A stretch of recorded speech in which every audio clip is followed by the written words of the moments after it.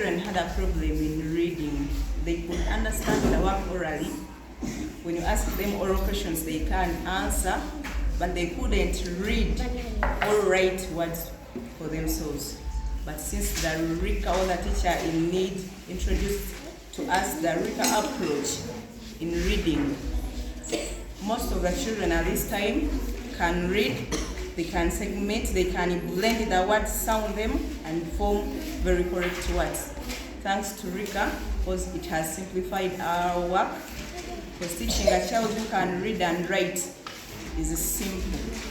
Very many things I didn't know before as a teacher, but RICA taught us everything, sounds and the actions, ways of blending, segmenting, and I'm now a very good teacher, and I also have good children who can read and write because of RICA.